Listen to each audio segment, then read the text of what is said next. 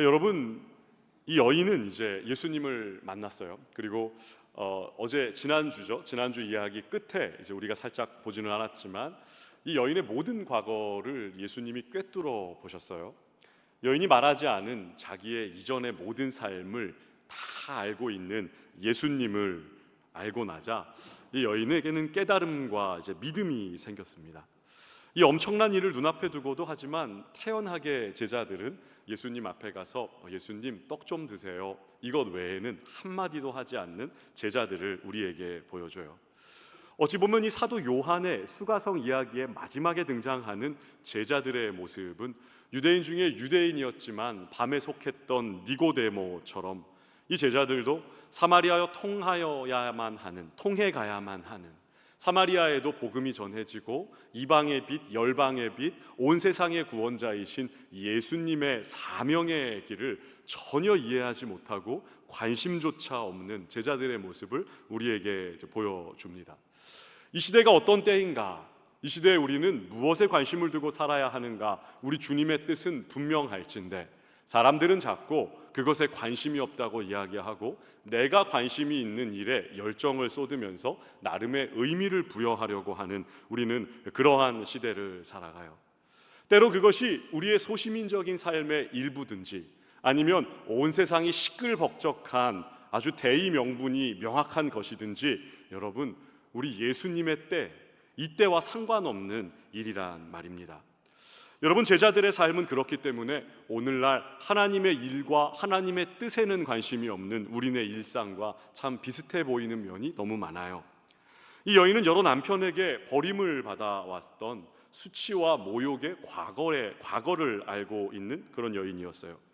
일방적으로 남편들에게 그냥 버림을 받은 피해자요 약자였는지, 아니면 정말 음란하고 부도덕한 뭔가 꺼리가 있어서 계속 여러 남편들에게 버림을 받은 그런 여자였던지 본문의 증언은 명확하지는 않아요. 그러나 결과적으로 그녀는 수치를 안고 사는 사람이었고, 아무도 함께 물을 길러 나오지 않는, 사람들과 함께 섞여서 살아갈 수 없는, 그래서 그 땡볕에 홀로 물을 기르러 나와야만 했던 수치의 삶을 보여주는 그러한 여인인 것은 틀림없어요. 그러나 이 예수님이 그리스도다라는 믿음이 생기자마자 이 여인의 삶에는 아주 강력한 변화의 증거가 보이기 시작해요. 우리 28절과 9절을 다시 한 번만 읽어보겠습니다. 시작. 여자가 물동이를 버려두고 동네로 들어가서 사람들에게 이르되 내가 행한 모든 일을 내게 말한 사람을 와서 보라. 이는 그리스도가 아니냐. 첫 번째 한번 우리가 주제를 한번 같이 읽어볼까요? 하나님의 뜻을 행하는 것이 우리의 양식입니다. 저는 오늘 본문에서 이 주제가 가장 저에게 새롭게 다가왔고, 새롭게 저도 깨닫고 인지하게 됐어요. 여자는 사실 지금까지 우물에 물을 기르러 왔지만 이 대화가 끝나는 순간까지, 이 물동이를 버려두고 동네로 뛰어들어가는 순간까지 사실 아직 물을 길러 올리지 못했습니다. 예수님과의 대화 끝에 예수님이 어떠한 분이신지에 대한 믿음이 딱 생기자마자 이 여인은 이 예수님이 메시아구나. 왜 그렇습니까? 원래 메시아가 이 땅에 없는 그 마지막 때가 되면 메시아는 모든 감춰졌던 것들을 드러내고 모든 비밀을 세상에 드러내는 그러한 역할을 할 거거든요. 이 여인은 예수님이 자신의 모든 감춰져 있던 과거를 꿰뚫어 본다는 사실 앞에 이분이야말로 구약이 이야기하고 유대인들이 기다려왔던, 우리가 고대해왔던 그리스도이며 메시아라는 믿음이 딱 생겼던 거예요. 그래서 물동이를 버려두고 동네로 뛰쳐 들어갔죠. 그리고 아주 담대하게 지금까지 얼굴을 마주할 수 없었던, 나에게 수치와 모욕을 안겨줬던, 나에게 모멸감을 안겨줬던, 얼굴을 대하고 싶지 않았던 사람들에게 이 예수님에 대한 이야기들을 당당하게 쏟아놓기 시작해요. 이분이야말로 그리스도가 아니냐? 무슨 말입니까? 다른 사람은 그리스도일 수 없고 이분이야말로 그리스도가 아니냐라는 증언이었어요. 학자들은 이 여인의 증언이 그리스도가 아니냐라는 부정의 의문문의 형태로 되어 있기 때문에 일단의 학자들은 여인의 믿음이 확실하지 않았고 굉장히 불완전했지만 하나님이 은혜로 놀라운 일들을 하셨다, 이렇게 설명하는 일단의 학자들도 있더라고요. 저는 그런 학자들의 글 밑에 이렇게 메모를 해놨어요. 목회 현장을 전혀 모르는 학자들의 말장난. 저는 그렇게 써놨어요. 왜냐하면 여러분, 사역을 하다 보면 확신에 찬 증언이 들려질 때야 사람들은 반응하기 마련입니다. 나도 확신할 수 없는 증거를 이상하게, 애매하게 전하는 현장에 이런 일이 일어나는 일은 여러분 거의 없거든요. 사실 이 여인은 지금 굉장한 용기를 내고 있어야 했어요. 왜냐하면 당시에 사회적인 편견과 통념을 거스르는 일이었기 때문에 그렇습니다. 유대 사회든 그레코 로망 사회든 당시에는 여러분 여자들의 증언을 쳐주지 않는 시대였습니다.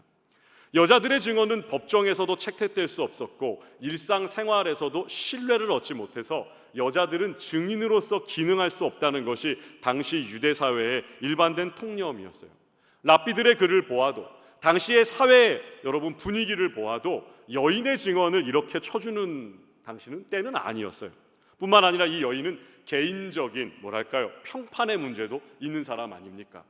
일생을 정말 멋지게 살아오고 정직하게 살아오고 옳게 살아온 사람들의 말이면 신뢰할 수 있지만, 다섯 남편에게 버림을 받아서 남편도 아닌 그 어떤 사람과 동거를 하면서 수치와 모멸감을 가지고 있는 개인적인 평판은 정말 땅에 떨어져 있는 이 여인의 증거를 누가 귀담아 듣는단 말입니까? 그러나 이 여인은 이 모든 어려움을 극복하면서 당당하게 자기에게 멸시와 수치를 안겨주는 그 사람들 앞에 예수님을 증언하는 그 일들을 하고 있는 거예요. 여러분, 왜 그렇습니까? 불완전한 믿음이 아니라 이 여인의 속에 꺼지지 않는 불이 있는 겁니다. 세상이 잠잠케 할 수 없는 진리가 있고 누구도 꺼트릴 수 없는 꺼지지 않는 불이 타오르고 있는 거 아닙니까? 그래서 이 여인은 복음서에 나오는 제자들이 그물을 버려두고 예수님을 따랐던 것처럼 지금 물동이를 버려두고 동네로 뛰쳐 들어가고 있는 거예요. 이 여인은 여러분 이렇게 편견과 수치에 대한 감정 따위는 아랑곳하지 않고 자기가 만난 그 예수님을 증언하고 있었던 겁니다. 그 결과가 뭡니까? 우리 30절의 말씀 같이 한번 읽어보겠습니다. 시작. 그들이 동네에서 나와 예수께로 오더라. 당시 마을, 이 수가성 마을의 인구는 학자들은 어림잡아 성인 남성 100명 정도로 잡습니다. 동네에 있었던 어쨌든 많은 사람들이 이 예수님을 보고자 달려 나왔다는 거예요. 이 30절의 문장을 잘 보시면 굉장히 재미있게 사실은 짜여져 있습니다. 동네에서 나와 할 때 나와는 과거형으로 되어 있어요. 헬라어의 부정관사하고 영어로는 다 과거형으로 번역할 수밖에 없습니다. 동네에서 나왔어요. 그 다음에 예수님을 향해 오고 있는 중이었어요. 헬라어에 이제 미완료 시상을 사용하고 대부분의 영어 성경은 이것을 현재 진행형으로만 번역할 수밖에 없습니다. 그래서 아마 대부분의 영어 성경은 그렇게 번역되어 있을 거예요. 동네에서 나와 예수님을 향해 달려 나오고 있는 바로 그때, 사람들이 우르르 예수님을 향해 막 걸어 나오고 있는 바로 그때 어떤 일이 있었습니까? 31절을 한번 볼까요? 같이 읽습니다. 그 사이에 제자들이 청하여 이르되 랍비여 잡수소서. 이 수가성에서 수많은 사람들이 예수님을 보기 위해 쫙 달려 나오고 있었는데 그 사이에 바로 그때 제자들은 뭘 하고 있었습니까? 예수님에게 이야기를 하고 있었어요. 예수님, 떡 좀 드시죠? 이야기입니다. 예수님, 배고프죠? 저희가 떡 가지고 왔어요. 여러분, 제자들의 눈에 예수님에게로 몰려오고 있는 이 수가성에 있는 사마리아 사람들의 무리가 보였을까요? 안 보였을까요? 보였습니다. 그래서 예수님은 바로 이어서 눈을 들어 휘어진 밭을 봐라. 이 사람들을 보고 예수님은 이야기할 수 있을 정도로 수많은 사람들이 우물가에 있는 예수님을 보기 위해서 우르르 몰려 나오고 있는 이때 제자들은 이런 일에 관심도 없었어요. 왜 그럴까요? 이 사람들의 입장에 이 짐승만도 못한 사마리아 사람들이 하나님 나라의 백성이 되건 말건 관심 없었어요. 도움이 될 필요도 없고 있을 수도 없고 있으나 마나 우리는 그런 일에 관심 없어요. 왜요? 유대인들의 입장에선 유대인의 메시아가 중요하고 유대인의 스승으로 오신 이 예수님과 함께 앞으로 큰 일을 해야 하고 이 메시아는 유대 민족의 메시아였으니까 사마리아 사람들이 오건 말건 제자들은 아무 관심 없었단 말입니다. 그래서 예수님의 관점에서는 너무 중요한 일들이 막 일어나고 있는 건데 사마리아를 통과해 가며 하나님 나라 백성의 밖에 있었던 이방인들의 불과 방불했던 그러한 짐승마도 못한 편견 속에 살아가고 구원의 은혜로부터 멀리 떨어져 있는 사람들인데, 그 사람들 사이를 지나가며 우물가의 여인을 만나고 그 여인의 변화를 통해 수많은 사람들이 예수님을 보기 위해 몰려 나오는 이때, 아무런 관심도 없이 예수님에게 예수님 떡이나 좀 먹죠, 떡 좀 드시죠 라고 이야기하고 있었던 제자들의 모습을 사도 요한은 부끄럽지만 기록하고 싶었던 거예요. 여러분, 사마리아 사람들이 하나님 나라에 들어간다는 것은 놀라운 일이었어요. 이 당시에 제자들은 아무런 관심이 없었지만 우리 예수님의 눈에 이것은 아주 중요한 일이었습니다. 왜요? 이것이야말로 메시아로 이 땅에 오신 예수님이 유대를 넘어 사마리아를 넘어 예루살렘을 넘어 땅끝까지 이르는 이 복음의 증거되고 온 세상의 구원자라는 것이 이 메시아의 중요한 사명이고, 그것이 지금 드러나고 입증되고 구약이 성취되고 하나님 나라가 온 열방으로 퍼져나가는 아주 중요한 대목이었거든요. 그러나 제자들은 아무 관심도 없이 육의 양식에만, 우리의 배고픔에만, 육신의 결핍에만 모든 관심이 있었던 거거든요. 이제 예수님은 이 육의 양식을 들어서 영의 양식에 대한 이야기를 제자들에게 가르쳐 주세요. 우리 34절의 말씀 같이 읽겠습니다. 시작. 예수께서 이르시되 나의 양식은 나를 보내신 이의 뜻을 행하며 그의 일을 온전히 이루는 이것이니라. 이제 예수님은 영의 양식이 있다는 이야기를 제자들에게 가르쳐 주세요. 사랑하는 우리 태화교회 성도 여러분, 양식이 뭡니까? 밥이 뭡니까? 우리가 일생을 살아가면서 이 양식을 통해 우리는 힘을 얻어요.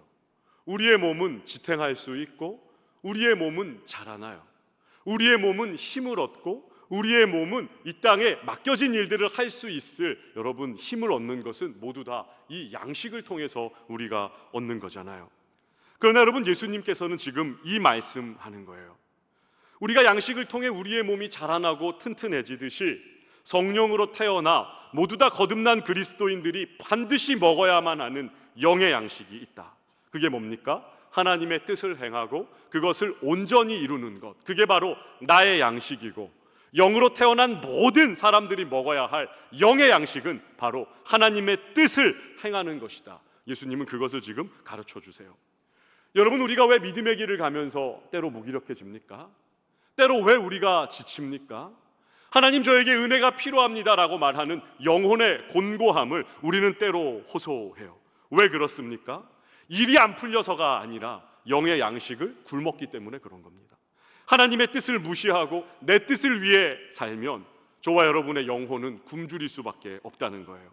성령으로 태어나 영의 사람이 되었는데로 여전히 왜 내가 배고픈지, 여전히 왜 내가 허기지고 무기력하고 힘이 나지 않고 자라지 않는지를 모르고 이전에 살아왔던 습관을 따라 살고 이전에 해왔던 오락을 따라 살고 운동을 해보고 건강식품을 챙겨 먹고 세상의 즐거움과 행복한 시간들을 가져서 내 인생의 감정을 좀 기분 좋게 하고 육신도 조금 더 건강하게 하고 우리 정서에 안정도 가지고 올지는 모르지만 여러분의 영혼을 배부르게 하고 자라게 하고 살찌우게 하는 일은 이 모든 일들로 절대 할 수 없단 말입니다. 우리는 예수 십자가를 믿고 은혜를 경험한 사람들이에요. 하나님의 사랑이 무엇인지를 우리는 십자가 앞에서 깊이 깨달았어요. 하나님이 누구신지, 우리가 얼마나 죄인인지, 우리를 그분이 어떻게 용서하셨는지, 우리가 어떻게 하나님과 깨어진 관계를 회복하는지, 어떻게 하나님의 자녀가 되어서 하나님의 사랑을 빼앗기지 않고 이 땅 고아가 아니라 하나님의 자녀로 영원히 복을 누리며 살아갈 수 있는지를 우리는 십자가 앞에서 깨달은 사람들이에요. 그리고 성령으로 태어나서 성령을 마심으로 영원히 목마르지 않는 사람들이죠. 영적인 갈증을 해결했고 이제 우리는 세상에 속한 것들로 우리의 욕망을 채우지 않으면 행복감을 전혀 느끼지 못하는 인생이 우리는 아니란 말이에요. 때로 세상 모든 것이 떠나가도 우리 안에 주님께서 주시는 은혜와 평강을 아는 사람들, 주님 찬양하며 웃을 수 있는 사람들, 이전에는 이것 없으면 인생이 정말 못 살 것처럼 괴로워서 무언가에 매달리며 살아가고 세상 것들에 목말라하며 살아갔다면 성령을 마신 저와 여러분들에게는 그러한 갈증이 없단 말이에요. 그렇기 때문에 우리는 주님 한 분만이면 충분해요 고백도 하고 살아갈 수 있는 것이죠. 그러나 저와 여러분은 그렇다 하여도 영의 양식을 반드시 먹어야만 하는 사람들이에요. 예수님 지금 이걸 제자들에게 가르쳐 주십니다. 영의 양식은 무엇입니까? 하나님의 뜻을 행하는 것입니다. 대충 흉내만 내는 것이 아니라 전심으로 그 뜻을 행할 때 우리의 영혼은 힘을 얻고 배가 불러지고 자라나고 건강하게 된단 말이에요. 단순히 성경 공부로 되지 않아요. 단순히 기도로만도 되지 않습니다. 주님의 뜻을 행하는 것, 그것이 영의 양식이다. 우리 예수님은 그것을 가르쳐 주셨어요. 예수님은 지금 사마리아에 오셔서 구원의 빛을 비추시고 하나님이 이 땅에 예수님을 보낸 그 목적을 따라 한 걸음 한 걸음 십자가를 향해 걸어가고 계십니다. 왜요? 그것이 예수님을 향한 하나님의 뜻이었어요. 당시의 사람들은 무시하고 모욕했던, 짐승처럼 혐오했던 사마리아 사람들에게 찾아가서 복음을 증거하고 예수님이 누구신지를 깨닫게 하시고 이들을 성령으로 태어난 하나님의 자녀들로 변화시키는 이 일은 예수님을 배부르게 하고 살찌우게 하고 예수님이 힘이 나게 하는 영의 양식이었단 말입니다. 그러나 제자들은 지금 이 진리를 전혀 깨닫지 못해요. 여전히 육의 양식 외에는 아무런 관심이 없고 이 진리를 모르고 있단 말입니다. 하지만 여러분, 예수님은 이때 제자들에게 우리가 살아가는 이 시대가 추수할 때라는 사실을 알려주세요. 여러분, 예수님이 이 땅에 오시고 이런 추수가 시작되었다는 것 알고 계십니까? 이 일은 평범한 일이 아니에요. 아주 놀라운 일이란 말이에요. 인류 역사에서 가장 중요한 새로운 시대가 시작되었단 말이죠. 가나 혼인잔치가 보여줬던 것처럼 새로운 시대, 놀라운 시대가 펼쳐지고 있고 우리는 그러한 시대를 살아가는데 제자들처럼 이것에 아무 관심도 없고 육의 필요나 채우고 육의 양식에나 관심을 두고 살아가는 우리네 어리석음을 여러분, 영적인 굶주림과 허기짐 속에서 깨달아야 한단 말이에요. 여러분, 이 시대를 향한 우리 주님의 말씀을 조금 더 살펴봅시다. 우리 35절의 말씀을 같이 한번 읽겠습니다. 시작. 너희는 넉 달이 지나야 추수할 때가 이르겠다 하지 아니하느냐. 그러나 나는 너희에게 이르노니 너희 눈을 들어 밭을 보라. 비어져 추수하게 되었도다. 우리 두 번째 주제 한번 같이 또 읽어볼까요? 우리는 함께 즐거워하는 사람들입니다. 여러분, 아침 밥을 안 드셨나요? 한 번 더 크게 해볼까요? 우리는 함께 즐거워하는 사람들입니다. 네. 여러분, 예수님이 이 땅에 오심으로 새로운 시대가 열렸어요. 우리는 신학적으로 이것을 실현된 종말론이라고 불러요. 이미 임했지만 아직 완성되지 않은 하나님 나라가 시작되었다고 말하기도 해요. 하나님 나라, 기독교 세계관 이런 공부를 할 때 우리가 언제나 듣는 두 가지의 단어가 있어요. 이미와 아직 아닌, 이 사이를 우리는 지금 살아가고 있단 말이에요. 이 개념은 조지 레드라는 신학자에 의해서 아주 체계적으로 잘 정리가 된 개념이에요. 예수님이 이 땅에 오심으로 하나님 나라는 이미 시작되었다. 사망의 권세는 깨어졌다. 예수님이 십자가 위에서 이루신 승리는 확정되었다. 그러나 아직 완성된 것은 아니다. 그래서 영어로는 already, 이미, but, 그러나, not yet, 아직 아니야 라는 이 네 단어로 이 시기를 잘 설명을 해줘요. 가나의 혼인잔치의 비유는 이것을 단적으로 보여주는 사건이었어요. 요한에게 첫 번째 표적이 되어야만 했던 사건이었어요. 왜요? 새로운 시대가 시작되었다는 것을 알려주어야 했으니까요. 예수님이 이 땅에 오셔서 죄로 인해 영이 죽어 하나님의 진노 아래 살아가던 모든 인생들이 예수의 피로 새 언약 안에서 하나님과 화해하고 하나님이 우리를 영원히 버리지 않고 진노하지 않는 하나님의 사랑 가운데 살아가는 참된 이 언약의 관계가 회복되었고 시작되었다. 이제 우리는 새 언약의 새 피 아래, 보혈의 능력 아래 하나님과 새로운 관계가 시작되었고 그 관계 속에서 우리는 춤추는 기쁨을 누리고 천국 잔치를 향유하며 이 땅에 주님과 함께 살아가는 기쁨을 빼앗기지 않는 그 잔치는 시작되었다. 예수님이 이 땅에 오심으로 이러한 시대가 진짜 열렸거든요. 여러분, 예수님은 이 시대를 향하여서 뭐라고 말씀하십니까? 아주 정확해요. 예수님은 동네를 나와서 자신에게 몰려들고 있는 그 수많은 수가성 사람들을 보면서 이렇게 말씀하셨어요. 얘들아, 너희는 넉 달이 지나야 추수할 때가 이르렀다. 그렇게 말하지? 이렇게 말씀하셨어요. 이게 무슨 말입니까? 여러분, 이것은 당시의 사람들이 흔히 이야기하는 그냥 격언 혹은 속담과 같은 거였어요. 씨를 뿌리고 나면 여러분 바로 열매를 맺지 않지 않습니까? 씨를 뿌리면 한 넉 달은 지나야, 최소한 넉 달은 지나야 그때 열매가 맺는 거야. 무슨 말입니까? 서두르지 마. 때가 지나야 추수할 때가 오는 거거든. 조급해하지 마. 때가 다 지나고 기한이 차면 그 일이 그냥 다 되는 거야. 안심해. 너무 걱정하지 마. 이럴 때 사람들이 사용했던 말이었어요. 당시 이 팔레스타인 지역에서 씨를 뿌리고 나면 추수까지 최소 4개월에서 길게는 한 6개월 정도의 시간을 기다려야 했거든요. 사람들은 일상 속에서 이 지혜를 발휘해서 이런 격언들을 만들어냈단 말이에요. 그러나 여러분, 지금 예수님은 또 뭐라고 말씀하십니까?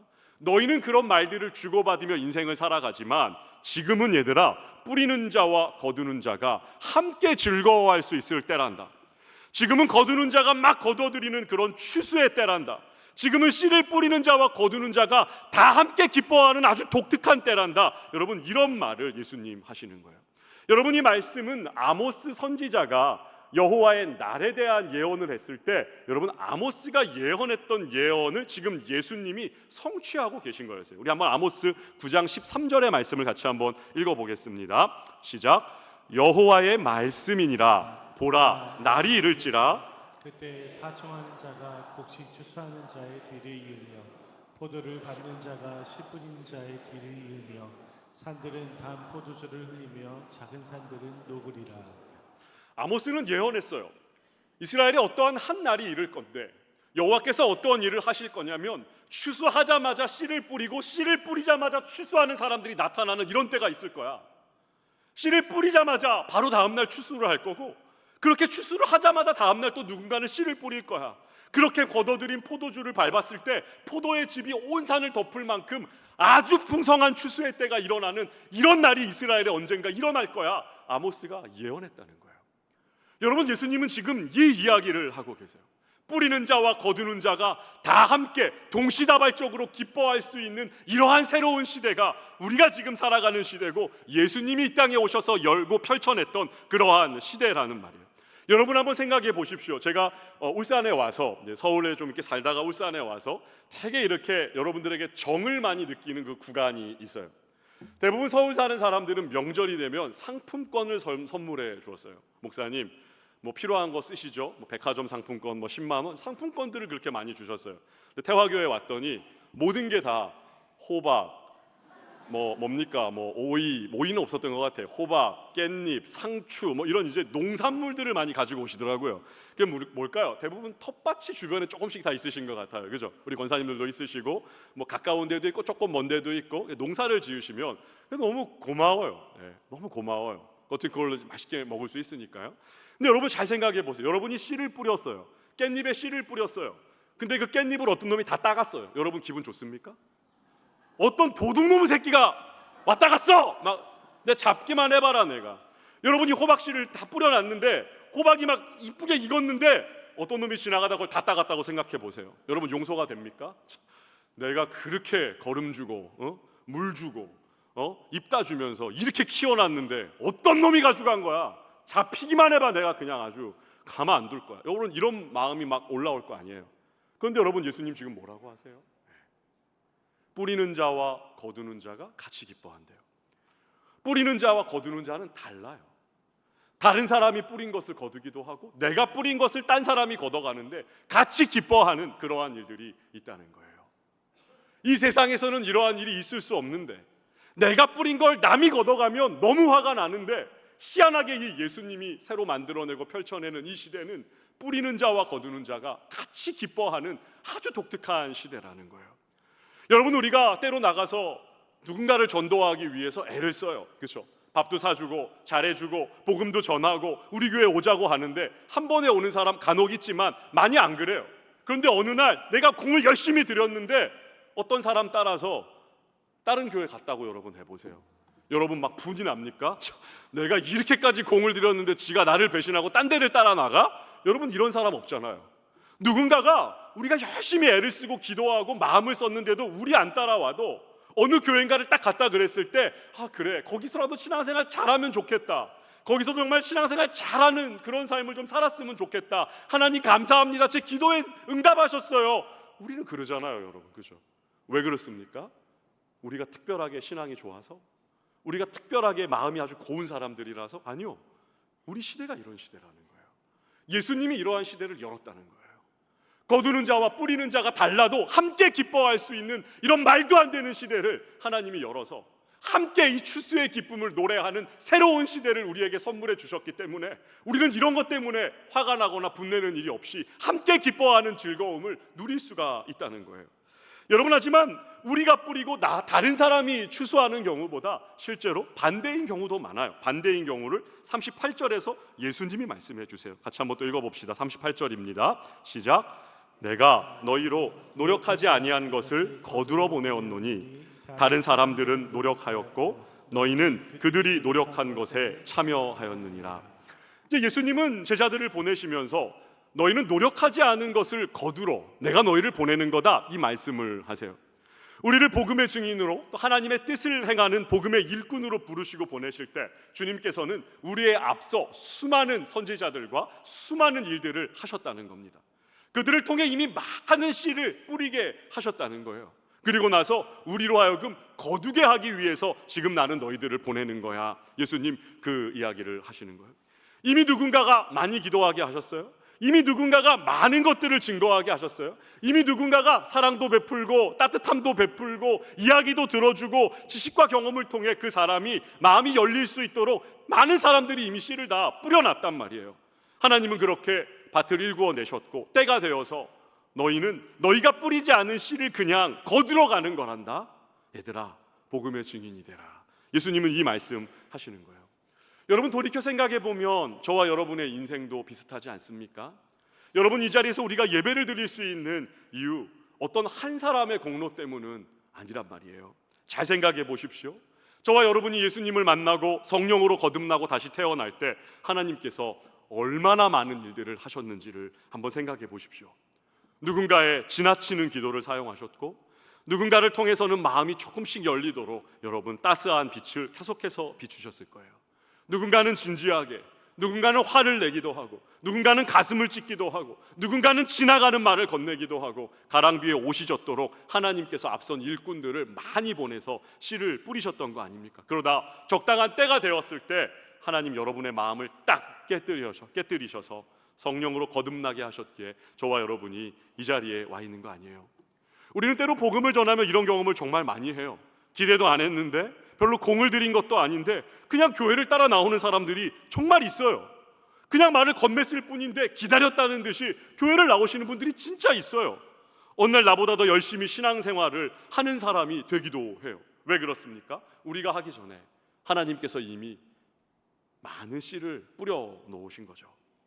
여러분, 저는 중학교 2학년 때 국어 선생님을 따라간 학교, 그 서라벌 중학교 예배 모임에서 참 이렇게 신앙의 자리로 깊이 들어올 수 있었어요. 그리고 그해 7월 달에 교회 수련회에 따라가서 그레이스 봉고차 모는 할아버지와 대판 싸우다가 여러분 예수님을 저는 만났다고 말씀을 드렸잖아요. 그런데 여러분, 저 사실 초등학교 5학년, 6학년 2년 동안 교회 다닌 적이 있습니다. 그때 소식 믿음이 없었어요. 그냥 어울려 다니는 친구들 4명이서 맨날 몰려다니는 친구들이 있었습니다. 5학년 때 만난 한반 아이들이었는데 같이 모여다니면서 뭐 했겠습니까? 이 집 저 집 돌아다니면서 그 집 냉장고 열어서 반찬 다 주워 먹고 소세지 있으면 전자레인지 돌려서 막 나눠 먹고 엄마한테 막 혼나면 또 다른 집 가가지고 또 그러고 여기서 오줌 싸고 다니고 나쁜 짓도 하고 다니고 개구쟁이처럼 막 어울리는데 그중에 저희 친구 중에 명수라는 아이가 권사님 아들이었거든요. 걔가 어느 날 주일 아침에 교회를 가자는 거예요. 근데 친구들이 다 같이 가자는데 뭔가 이렇게 의리가 있잖아요. 그래서 교회를 따라갔었어요. 2년 동안 그 명수 따라서 4명의 친구들이 교회 이름도 기억 안 나요. 교회를 다녔던 기억이 나요. 여러분, 그때 많은 분들이 저를 위해 기도해 주지 않았을까요? 적어도 어린이부 전도사님은 기도 한번 하지 않았을까요? 어린이부 선생님 죄송합니다. 얼굴도 기억 안 나고 이름도 기억 안 나고 뭘 배웠는지 아무 기억도 안 나요. 근데 그분 저 위해 기도하지 않았을까요? 그리고 나서 교회에 대한 따뜻한 기억이 제 안에 남았어요. 그냥 가서 크림빵 먹고 크리스마스 되면 뭐 이렇게 성극 같은 거 보고 교회 안 빠지고 막 나오면 주는 달란트 다 모았다가 달란트 자칠 때 떡볶이 사 먹고 그 기억밖에 안 나요. 근데 그러다 어느 날 중학교 때 국어 선생님이 예배 모임 있다고 가자 그럴 때 하나도 제 안에 거부감이 없었어요. 왜요? 제 평생에 잠깐 다녔던 교회, 믿음 없이 다녔던 교회였지만 그때 기억은 참 행복했거든요. 교회가 저를 때리기를 합니까? 욕을 합니까? 해코지를 합니까? 나쁜 일을 합니까? 먹을 것도 주고 사랑도 주고 놀기도 하고 이뻐도 해주고 자랐다고 안아주는 선생님의 품이 있었거든요. 그래서 여러분 다시 교회를 갈 때 하나도 어색하지 않고 어렵지 않았어요. 그래서 중학교 2학년 때 가서 예수님을 그때 만난 거죠. 여러분 제 인생도 돌이켜보면 누군가 이름도 모르는 분들의 많은 기도의 시가, 많은 따스한 마음이 제 인생에 이렇게 가랑비에 옷 젖듯 하나님이 많은 씨를 그 앞에 뿌려 두셨을 것 같아요. 그리고 명수 엄마, 제 친구의 엄마는 얼마나 기도했을까요? 내 아들 따라서 신앙 없이 교회를 왔다 갔다 하는 저 아이들 중에 누군가 예수를 잘 믿는 아이들 되기를 그 엄마는 기도했겠죠. 그 4명 중에 그 명수는 지금 워낙 날라리여서 장로는 되지 못한 것 같고요. 그러니까 집사는 하고 있는 것 같아요. 엄마의 그 감시 속에서 교회를 벗어날 수 없으니까 대부분 집사, 서리집사까지는 다들 가지 않습니까? 그죠? 근데 나머지 2 친구들은 진노의 자식으로 방황하고 있고 저만 목사가 됐거든요. 여러분 하나라도 건진 거 대단한 거 아닙니까? 대단한 거 아닙니까? 그래서 여러분 태화교회 담임 목사 하고 있는 거예요. 그분들의 그 기도, 이름도 기억하지 못하는 주일학교 선생님들의 따스함, 그분들의 그 기도, 스쳐 지나가는 그 기도들이 씨를 뿌리고 때가 되어 거두게 하는 여러분 그러한 일들이 있었잖아요. 여러분 지금은 이런 추수의 때란 말이에요. 뿌리는 자와 거두는 자가 함께 기뻐할 수 있는 이런 추수의 때, 엄청난 추수가 일어나는 그러한 때, 그리고 우리가 해야 할 이 증거의 삶, 뿌리는 일, 거두는 일들은 여러분 우리가 먹어야 할 영의 양식일진데 이런 일은 전혀 하지 않고 관심도 없으면서 나는 영적으로 성숙했다, 건강하다, 영적으로 깊이가 남다르다라는 것은 영적인 교만일 뿐입니다. 사랑하는 우리 태화교회 성도 여러분, 예수 증인의 삶을 살아야, 복음을 입으로 전하며 씨를 뿌리고 씨를 거두어야 여러분 우리의 영혼은 양식을 먹고 힘을 얻고 자라나고 무기력하지 않고 능력을 바라며 이 땅을 살아갈 수 있단 말이에요. 왜요? 이게 바로 영의 양식이란 말입니다. 예수 십자가를 믿어 여러분 은혜를 알고 계시죠? 그리고 성령을 선물로 받아서 영생하도록 솟아나는 샘물을 우리는 마셔서 세상 것들이 해결할 수 없는 영적인 해갈을 맛본 사람들 아닙니까? 그런데도 여전히 영혼이 자라지 않고 무기력합니까? 쉽게 은혜가 떨어졌다라고 여러분 낙심하고 지쳤습니까? 왜 그렇습니까? 영의 양식을 굶은 거 아닙니까? 하나님의 뜻을 행하지 않고 복음의 증인된 삶을 살지 않고 씨를 뿌리지 않고 거두는 일을 하지 않고 이런저런 핑계를 대면서 주저하기 때문에 우리의 영이 배가 고프고 허기지는 것 아닐까요? 때로는 자식 핑계, 때로는 노부모들 건강을 모시느라, 모두가 인간적으로 다 이해할 수 있는 일이지만 저는 이런 여러분들의 삶을 들을 때마다 우리 예수님의 말씀이 잊혀지지 않아요. 누구든지 부모와 형제나 자기의 자식을 나보다 더 사랑하고는 나를 따를 수 없다. 누구든지 자기 십자가를 지고 나를 따라와야만 이 길은 따라갈 수 있는 거거든. 예수님은 그렇게 말씀하셨는데 우리는 이 핑계 저 핑계 해야 할 인간의 도리가 너무 많아서 정작 하나님의 뜻을 행하고 함께 기뻐하는 이 추수의 때 새로운 시대에도 제자들처럼 어떠한 일이 일어나든지 무관심하게 내 육신의 필요를 채우고 내 자식을 잘 키워내는 것 외에는 별 관심이 없는 사람들인 것처럼 살아가면서 영혼이 배고프고 영혼이 말라가고 영혼이 완전히 굶주려서 여러분 무기력함 속에 살아가면서도 내가 왜 이렇게 허전한지, 왜 이렇게 자라지 않는지, 왜 이렇게 내 영혼은 힘이 나지 않는지를 여러분 모르고 있다면 오늘 우리 예수님의 말씀을 귀담아 들어야 하는 거죠. 우리 마지막으로 40절부터 42절까지의 말씀을 같이 읽고 설교를 마무리하겠습니다. 같이 읽습니다. 시작.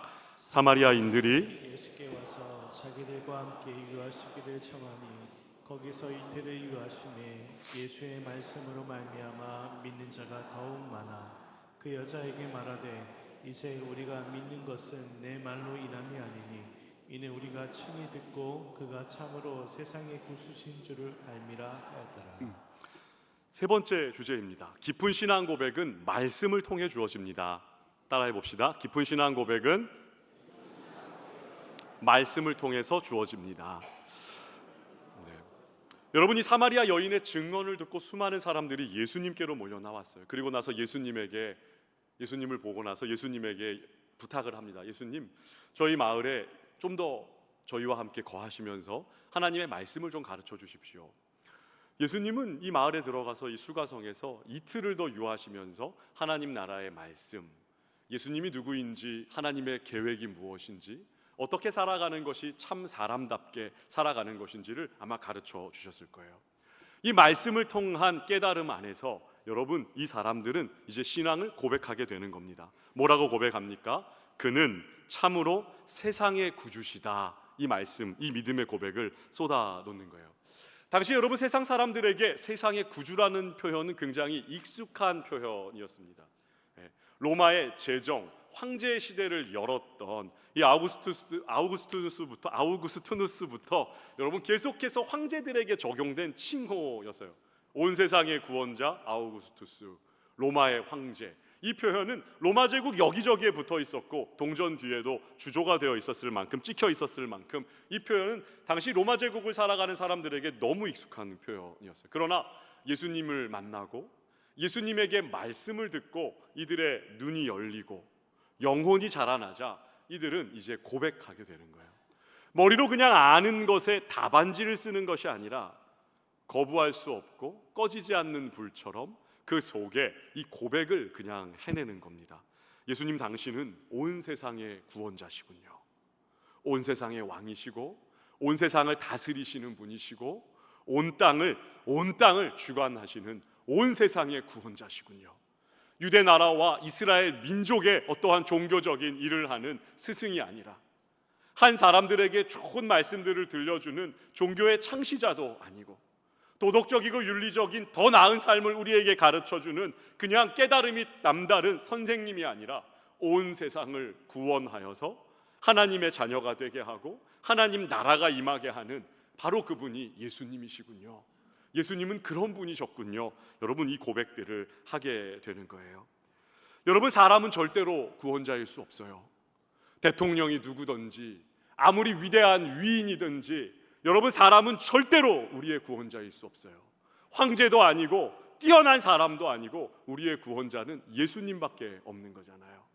여러분, 우리가 이 땅을 살아가면서 이 세상에 많은 크고 작은 일들이 있고 그 속에서 우리가 빛과 소금으로 해야 될 일이 있다는 걸 제가 부정하는 건 아니지만 저는 우리 교회가 더 많은 시간을 예수님 앞에 써야 하고 더 많은 시간을 우리 주님의 말씀을 들여다보고 배우는 데 써야 한다고 믿는 목회자예요. 나름대로 규모가 있는 우리 태화교회 담임 목회의 길을 가면서 주변에 크고 작은 교회 목사님들이 때로 저에게 볼멘 소리를 하실 때가 있어요. 태화교회처럼 큰 교회가 광장에도 나와줘야지, 정치 이렇게 하면 안 된다고 좀 외치는데 같이 해줘야지. 교회가 맨날 자기네 식구만 불리려고 무슨 고구마 전도하고 무슨 전도하고 덕포 PCS 이런 거 하면서 니네 교인만 지금 모으는 거 아니야? 이런 말을 들을 때 여러분, 제가 되게 가슴이 아파요. 우리 교회 배불리자고 우리가 이렇게 눈물 흘리고 기도하는 것이 아닌데 우리 예수님의 말씀을 통해 우리 교회가 건강해지고 예수의 증인으로 이 땅을 살아가는 것이 그 무엇보다 중요하다고 생각하는 우리에게 믿음이 있는 것인데 왜 자꾸 이런 마음들을 그렇게 오해하시는지 저는 여러분 되게 가슴이 아파요. 여러분, 저는 우리 태화교회가 멈추지 않았으면 좋겠어요. 몇 분의 성도들이 매주 교회를 방문하고 새 가족이 오셨습니다. 매주 저희가 끊이지 않게 누군가가 오고 좋은 소문도 나고 칭찬도 때로 받을 수 있죠. 우리가 하지만 예수 증인으로 살아가는 것을 포기하지 않는 교회가 되었으면 좋겠어요. 다 함께 기뻐하는 밭이 휘어진 이 추수의 때에 우리의 일에만 관심을 가지며 예수님의 일, 하나님의 뜻에는 아무 관심이 없다고 말하고 살아간다면 여러분, 저와 여러분의 영혼은 끊임없이 굶주림 속에서 영혼은 자라지 않고 여러분 헐떡일 수밖에 없거든요. 밤에 속한 니고데모처럼 이렇게 수많은 사람들이 예수님께 걸어 나오는데도 아무런 관심이 없었던 제자들처럼 어리석은 길을 가며 영적인 굶주림 속에서 내가 왜 배가 고픈지는 몰라서 자아 성취나 자아 도취로 내 자식 하나 잘 키워서 얻는 기쁨으로 여러분의 영혼을 살찌울 수 있다고 착각하지 마십시오. 저와 여러분은 십자가 은혜를 아는 사람들이고 영원히 솟아나는 샘물인 성령을 마신 영의 사람들입니다. 우리의 영혼은 하나님의 뜻을 행하고 주의 증인으로 살아가고 이 땅에 복음의 씨를 뿌리고 복음의 씨를 거두는 그 일을 하지 않고는 절대로 배부를 수 없는 저와 여러분은 영의 사람들이거든요. 이 엄청나고 놀라운 추수의 때에 함께 기뻐하는 천국의 기쁨을 누리는 저와 여러분 되시길 주님 이름으로 축복합니다.